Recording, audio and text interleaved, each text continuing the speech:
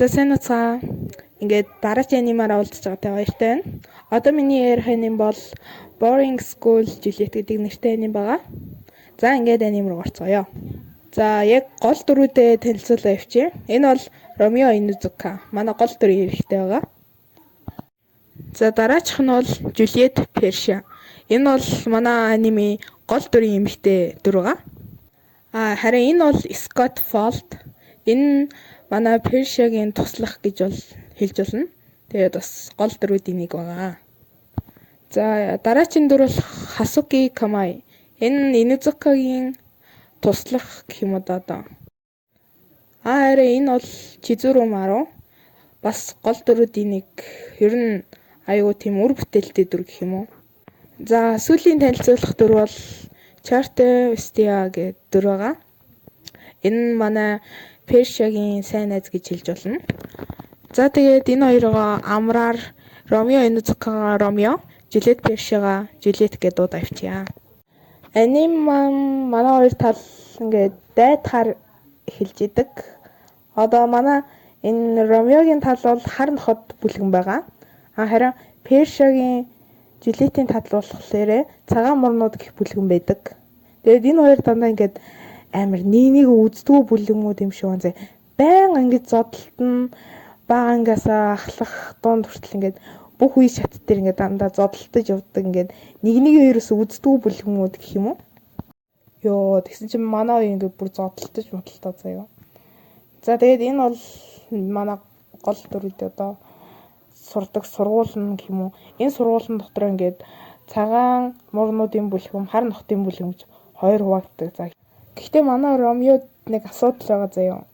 Энэ Julietтэй хамт бүр баг ангиасаа л хүртлгээд хэрэлдэж нэг үздэггүй байсан гэж ярьж байгаа байхгүй өөрөө.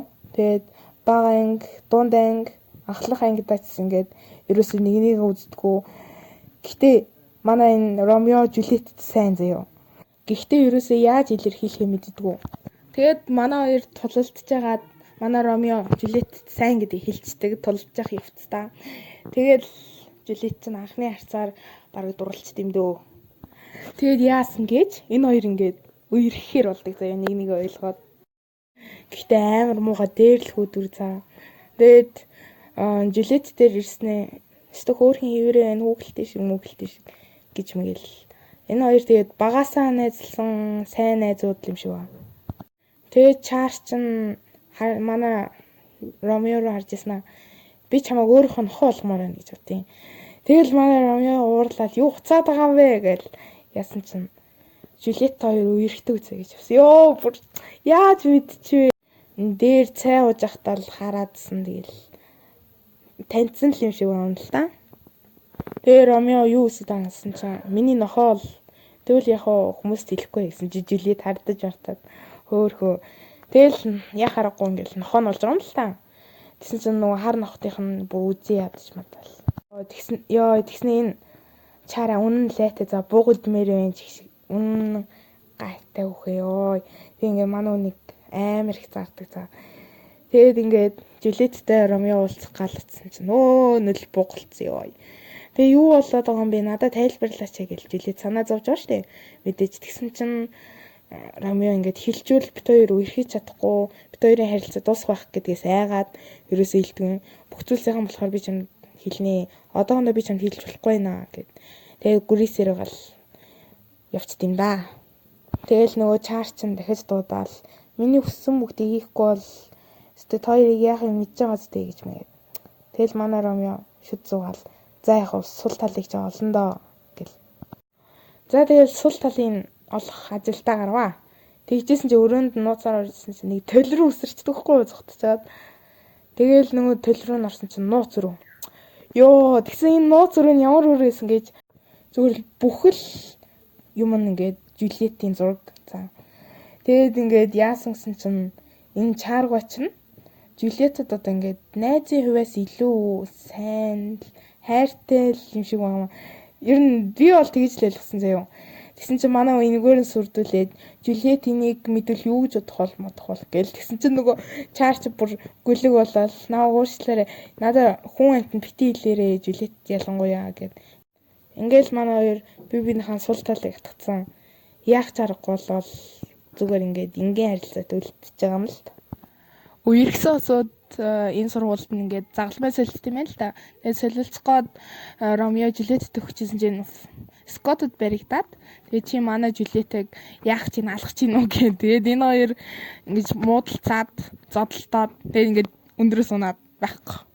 Ууг нь хөөх юм Жюлиеттэй бол загалмай өгчихсэн юм л да. Өөрхий чаавс гэж. Оройн Жюлиет Ромеод загалмай өгдөг л дөө. Тэгээд Ромео ингээд загалмай өгөх гэсэн чинь нөгөө загалмайг хуурцсан. Гэтэл авдаг заяа Жюлиет. Дараа нь тэгэхэд Мару чи Ромеод сайн биз дээ гэсэн чинь манайгүй Асуки улайгаад үгүй юу нөгөө тими за мэдсэн юм уу гэ. Тэгээд Мару угаасаа мэддэхээр хатсан энэ гэл. Тэгээд манай Асуки ингээд бодлоо яриад Маруд яриад байжсэн чинь энийг нь мэдээж манай Ромео сонссон байлгүй яхав. Тэгээд Ромео ингээд жоохон тавгүй болж эхэлж байгаа. Асуки ичингүйрэн байж ингээд Ромеод сайн гэдэг хэлдэг заяа.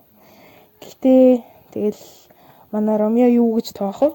Тоохтэй чи одоо үгүй арайч тоохгүй болов ш заяа. Гэхдээ ингээд багасаа найзлсан айгуу сайн найзсан шүү дээ. Тэгээд ерөөс ингээд багасаа найзлсан ганц анхны сайн найзнаас болохоор ерөөсөө үерхэж чадахгүй, алдахгүй л гэсэн зорилгоор ингээд татгалзаж байгаа юм л та. Тэгээд угаасаа л ингээд Жюлиеттэй үерхэж байгаа мэдээд сайн найз нь өөрт нь сайн гэдээ хараад хин л дуртай явах вэ тийм үстэй.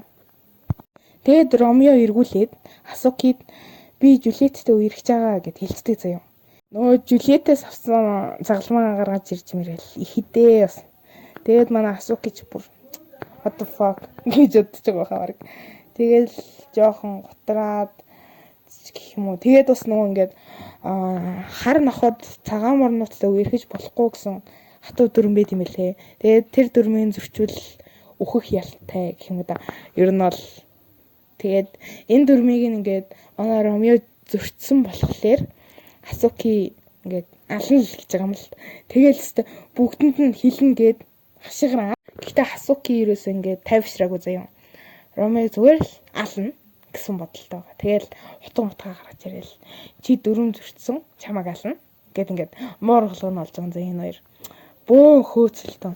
Тэгээд энэ хоёрыг ингээд хөөцөлтөөд явж байхын Жюлиет ингээд харцдаг байхгүй юу? Яг цонхныхын урдуур хашааны гүйлтчихэд юм аа. Тэгээд чаар энэ байдлыг ажиглаад юу болоо гэсэн чинь ингээд Жюлиет хэлдэг. Тэгээд энэ хоёр чинь уулзалтаа алцганаад иж хахад Асуки миний өмнө алцганахгүй шүү гэд энэ хоёр руу дайраад. За тэгэл Жюлиетээ руу яг дайраал аллаа да гэсэн манай чаар гарч ирэл. Ингээл аварчиж байгаа юм л та. Жюлиет Ромео хоёр тэгэл зүхтаж байгаа л Жюлиет нүүр тулъя гэд. Тэгээд энэ хоёр нүүр тулахаас ураар голол. Тэгэл Ромео ч би хайртай нүүр тулна гэл ингээл ийм болж байгаа юм л та. Гэтэ ингээд угаасаа багасаа найзлсан найзаа ингээд бас найзлахгүй болоод орхиндаг бас хэцүү л дээ. Тэгсэн нөгөөд чи бүр ус руу унтсан байсан юм да. Тэгэл унаал яасан чинь нөгөө Асуки Ромеоос ингэж асуудаг хгүй. Чи тэр охинд ингээд амиа золиослох хэмжээний хайртай юм уу гэсэн чинь тийм. Би үнэхээр хайртай Асуки. Наа уучлаарай гэл ухааны юм хэлдэг хгүй юу. Тэгээ Асуки энэ үед нь яг л за наа угаасаа хайрлахгүй мэн гэд ойлгоол. Ингээд нөгөө спортын наадмын хэлж идэг. Тэгээд манай хар нохтын босс төрүүлж үг хэлсэн. юм болохоор ол таталт. Тэгээд хар нохтод цагаан морноо зүгээр алуулж идэм хаз.